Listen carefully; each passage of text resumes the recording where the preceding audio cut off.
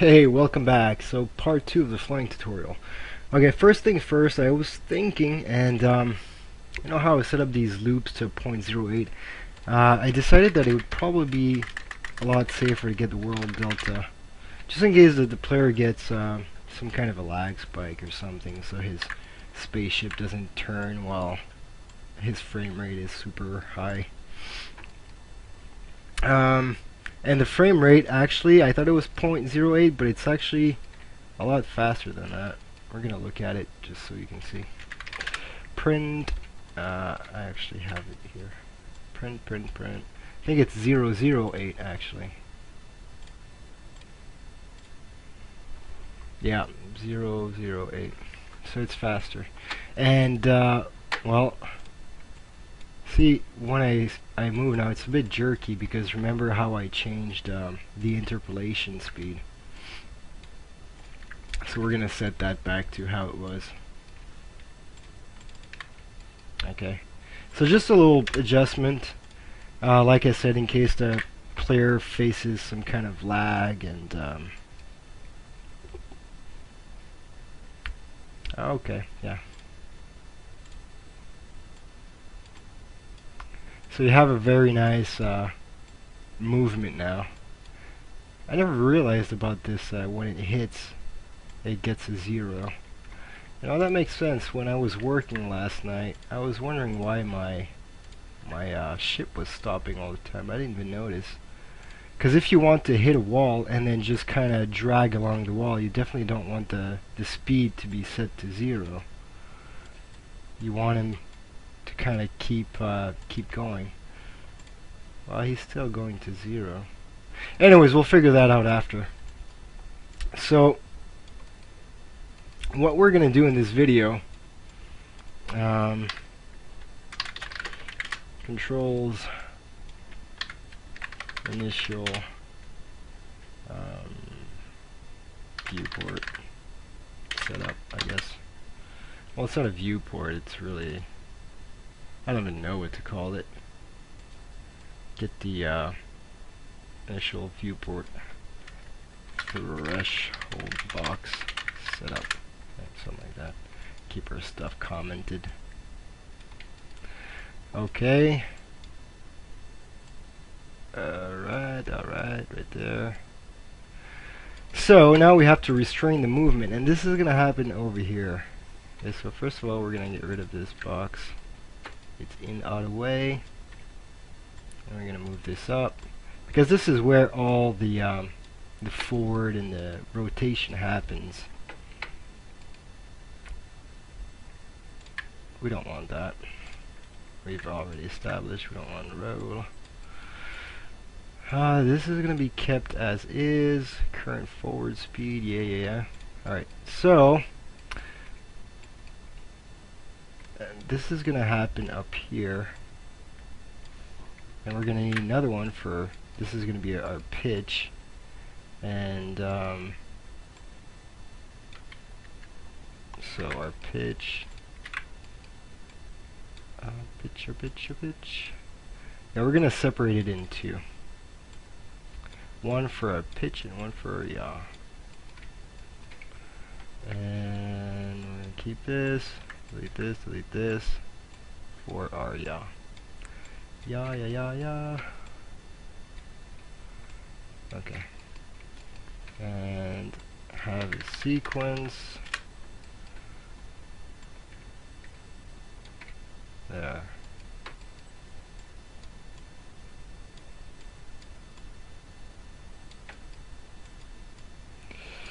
So basically, we're gonna get our player's rotation, and if it's in a value that we don't want, then it's gonna stop being able to turn, essentially.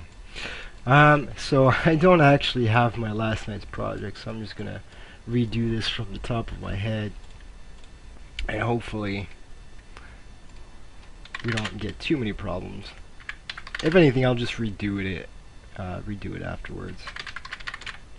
I'm gonna try it once, so we're gonna need the active rotation. And okay, we're gonna have to break it first of all, and we're gonna be working with the yaw. So, okay, I kind of remember how I did it last night. So we had a small or a bigger. So basically we want it to be in between these two values, kind of, right? And this is going to be an end. End, branch. So basically if this is false, which means it's outside of these two values, it's going to do something else. It's not going to keep doing what it was doing. So we don't want it to be smaller than minus, we'll say 35. Minus 35, and we don't want it to be bigger than 35. So if it's between these two values, then cool.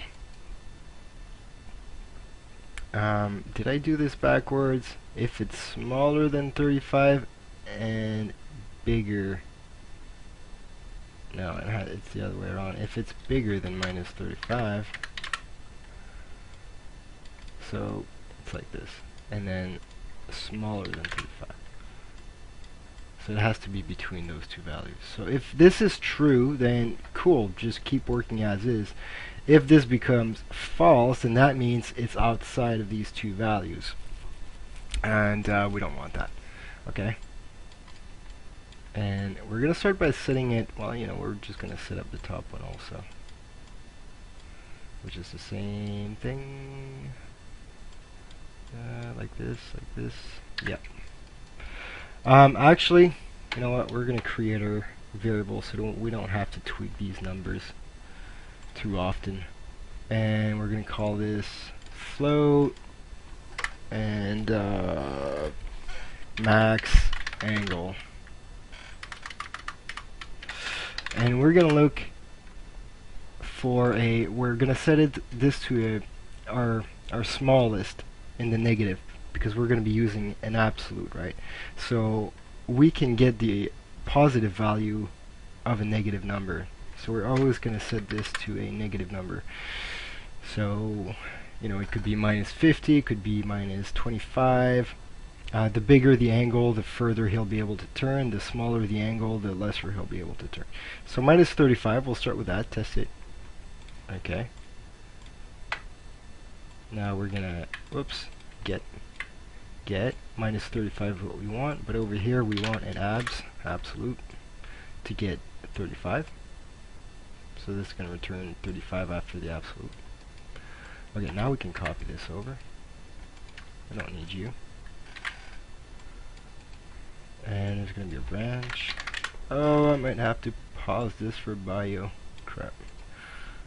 Alright, I hate being interrupted. Let's see if we can hold it in. Oh, the false. Actually, we're going to have it on top, because if it's false, then we're going to do something else. Okay, so with that in place, it should stop doing anything if we go beyond that. See? But now we can't do anything else because it's kind of stuck. It's stuck on this false thing, so it's not being able to and let's see if the up and down work also. Oh, nope. I keep doing it the opposite, eh? I did it the opposite again. So wait, did I? Oh no, my bad. I just straight up copied my yaw. Okay. There we go. Okay, pause. Okay. So now we need our false statement. It's going to be a bit trickier. I'm going to try to remember. So from here, I'm going to have another compare. Right? And, because we want to know now if I got the false statement by turning right or by being too far left, right? So we're going to do this by comparing my yaw and the input with 0. As simple as that. So if it's bigger than 0, it's on the right. If it's smaller, it's on the left, okay? Now, I need 2 more of these. If it's this one, do this.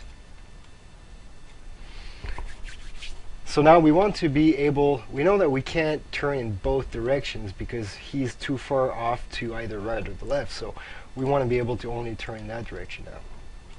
And this is where we're going to have these min and max math expressions. Okay, so yeah, I think the ya is the minimum and the maximum, because this is, he's too far right, so we need something on the negative. So 0, so we're looking for a negative number here, and then we're looking for a positive. Okay, this makes sense. Oops. Now I need to get this. Oh, whoops. I don't want to start plugging things in the wrong place again. I'm good at doing that. And over here. Jesus. It's a little bit messy. Little bit messy. And this should work. This should work. So, we're going to try. If I go right, I can't go further, but then I can go back. Alright, there we go. So it's working. So now we have to do the same thing for the up and down. Oops, I was clicking outside of my viewport. Yeah, working pretty well. Alright, we're on our way. Oops. And we're going to do the exact same thing for up there.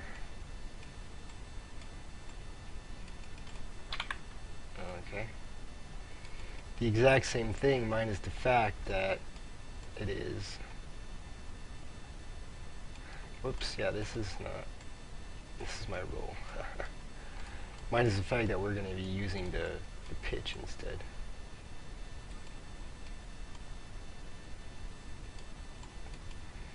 Sorry, I'm kind of I'm kind of picky of how I place my stuff.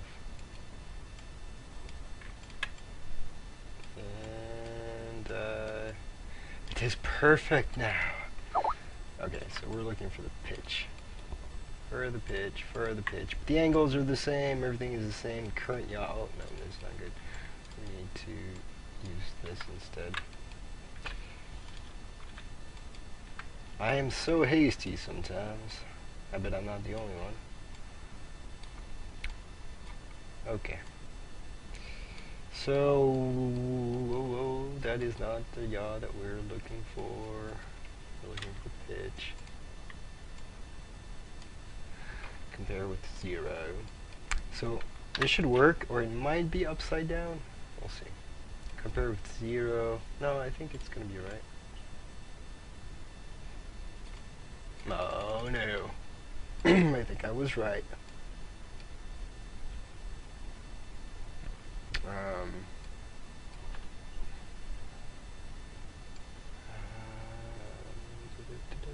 Oh well, it would help if I plugged it.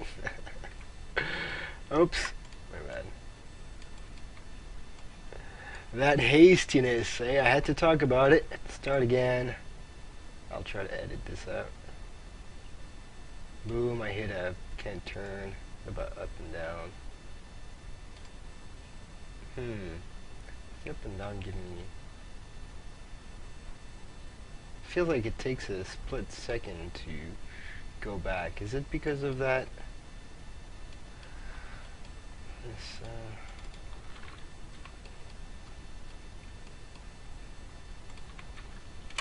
go like this and then turn speed. Put it to 25. Just wanna...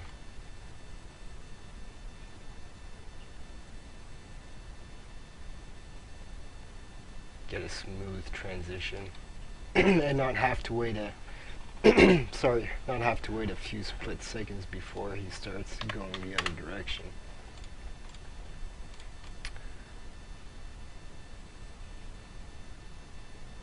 Now he's turning super fast. But at least I feel like I hit the wall. Whoops. If I stay inside of the viewport. He starts going the other direction faster than... I just need to tone down on my turning speed, maybe 40.